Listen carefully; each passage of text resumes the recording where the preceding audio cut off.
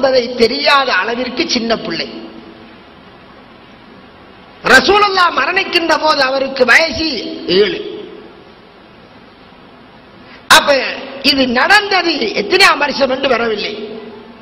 5 வயதிலே அவருக்கு நடந்திருந்தால் 5 வயது குழந்தை என்று வரப்போகிறது, அல்லது அதற்கு பின்னர் இறுதியாக நடந்திருந்த இறுதி காலத்தில் இருந்தால் ஆக கூடினால் 7 வயசிலே நடந்திருக்கிறது. அது எந்த அளவுக்கு தான் வரப்போகிறது. ஆக அந்த பிள்ளைக்கு ரசூலுல்லாஹி ஸல்லல்லாஹு அலைஹி வஸல்லம் அவர்கள் எதை சொல்லிக் கொடுக்கிறார்களாம்? அபீஸாத்தினுடைய அறிவிப்பின்படி தர்மத்தினுடைய ஈச்சம்பழம் ஹராம் என்கிறதை புரியாமல் வாய்க்குள் எடுத்து போட்ட அந்த குழந்தை வாய்க்குள் ரசூலுல்லாஹ் விரலை எடுத்து எறிஞ்சார்கள் என்றால் அது சிறு குழந்தை. அவருக்கு எதை சொல்லிக் கொடுக்கிறார்களாம்? வித்ரு தொழுகையிலே குனூத்திலே ஓதுமாறு. பரலான தொழுகையே கடமை இல்லை. அதற்கு எங்க பரலான தொழுகையே கடமை இல்லை, சுன்னத்தான தொழுகையை தொழமாட்டாது. எதிரே ஓதுமாறு கற்றுக் கொடுக்கிறார்களாம். நடுநிசையிலே தொழப்படக்கூடிய வித்ரு தொழுகையிலே அந்த சிறு குழந்தைக்கு ஓதுமாறு கற்றுக் கொடுத்தார்கள் என்று வருகிறது. அந்த குழந்தை ரசூலுல்லாஹி ஸல்லல்லாஹு அலைஹி வஸல்லம் அவர்களுடைய முதுகு மேல் தொழுகையிலே போய் விளையாடக்கூடிய குழந்தைகள். இது கருத்து ரீதியாக அதுவும் முரண்பாடு சிக்கலை ஏற்படுத்துகிறது. அதனால் கருத்தடிப்படையிலும் அறிவிப்பாளர் அடிப்படையிலும் இந்த அறிவிப்பு ஏற்கப்பட முடியாது. எந்த அறிவிப்பு? அபு இஸ்ஹாக் வாயிலாக குனூத்திலே வித்ருடைய குனூத்திலே ஓதுமாறு சென்றான் என்ற செய்தி அது ஏற்றுக்கொள்ளப்பட முடியாத அறிவிப்பு. ஹதீஸ் கலை விதியின்படி மிகவும் வலுவான நம்பகமான ஒரு அறிவிப்பாளர் சொன்னதற்கு புறம்பாக அல்லது சர்ச்சையை ஏற்படுத்தக்கூடிய விதத்திலே மேலதிகமாக இன்னொரு நம்பகமான அறிவிப்பாளர் அறிவித்திருந்தால், மிக நம்பகமானவருடைய அறிவிப்புக்கு புறம்பாக அல்லது சர்ச்சையை ஏற்படுத்தக்கூடிய விதத்திலே மேலதிகமாக இன்னொரு நம்பகமானவர் அறிவித்திருந்தால் அது ஏற்கப்பட முடியாது. அதை ஷாது தனிப்பட்ட செய்தி என்று தட்டிவிடப்படும். நம்மை பொறுத்தவரை இதை ஷாதாகவே நாம் காண்கின்றோம். இது நாம புதுசா சொல்லல, இது சூசகமாக நமக்கு முன்னர் யார் சொல்லி இருக்கிறார் என்றால் இமாம் இப்னு ஹுஸைமா ரஹ்மஹுல்லாஹ், ஹதீஸ் கலை அறிஞர். அவருக்கு ஒரு கிதாப் இருக்கிறது, ஸஹீஹ் இப்னு ஹுஸைமா.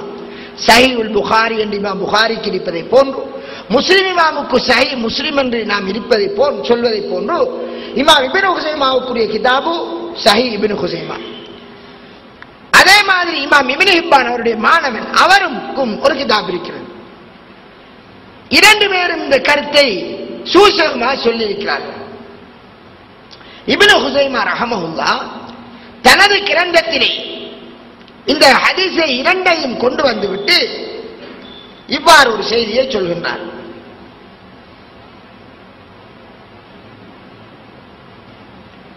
என்னவென்றால்,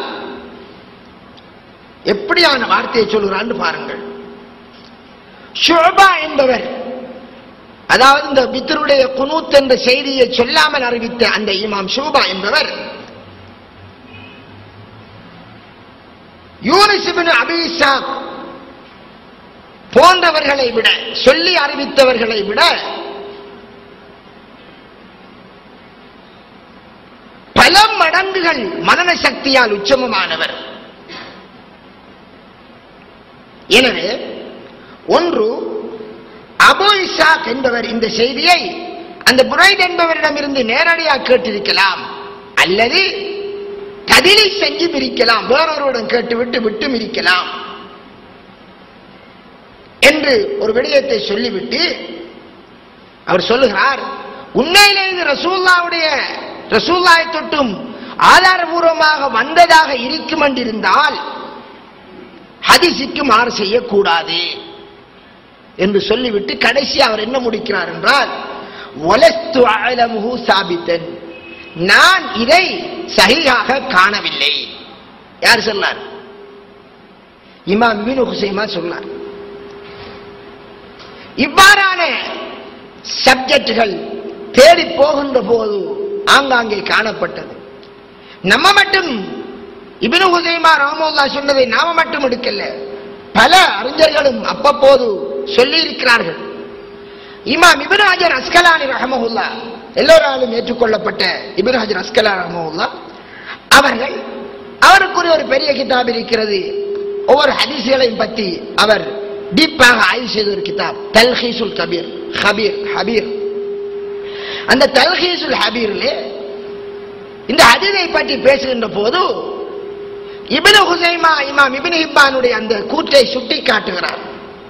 எப்படி சுட்டி காட்டுறார் என்றால், வித்ருடைய குனூத்திலே என்று வந்திருக்கக்கூடிய இந்த வார்த்தையை அபூ இஸ்ஹாக் என்கிறவரும் அவருடைய மகனும் பேரன் தன் தகப்பனிடம் மூத்தாப்பாவிடமிருந்து கேட்டு சொன்னார், தனிப்பட அறிவித்திருக்கிறார்கள் என்பதை சொல்லிவிட்டு இமாம் இப்னு ஹஜர் ஒன்றை சொல்கிறார். இப்னு ஹுஸைமா சொல்கின்றாராம், இந்த அபூ இஸ்ஹாக் இப்போன்று 200 பேரை விட மனன சக்தியால் உச்சமானவர் இமாம் ஷுஅபா. எப்படி சொல்லார்? 200 பேரை விட மனன சக்தியில் உச்சமானவர் இமாம் ஷுஅபா. எனவே அவர் அந்த மனன சக்தியில் உச்சமான அந்த ஷுஅபா குனூத் என்று சொல்லவும் இல்லை, வித்ர் என்று சொல்லவும் இல்லை, வெறுமனே ஒரு துவாவை எங்களுக்கு கற்றுக் கொடுத்தார்கள். சின்ன பிள்ளைகள், குழந்தை பிள்ளைகளுக்கு துவா கற்றுக் கொடுக்கிறான்னு நாமே, அது மாதிரி பிள்ளை வாக்கில் கிடந்த ஈச்சம்பழத்தை எடுத்து தெரிஞ்சு போட்டு மகன் இந்த துவா ஓதிவா மகன் என்று சொல்லி அழகான ஒரு துவா குழந்தை பிள்ளைகளுக்கு அதை பாடமிடுவது சுன்னத்து. அல்லாஹ் மஹ்தினி ஃபீமன் ஹதை, நேர்வழியை நீ காட்டுகின்றவர்களே எங்களுக்கும் நேர்வழி காட்டுவாயாக. வஆஃபினி ஃபீமன் ஆஃபைத், யாருக்கு ஆரோக்கியத்தை நீ வழங்கியவர்கள் எங்களுக்கும் ஆரோக்கியத்தை வழங்குவாயாக.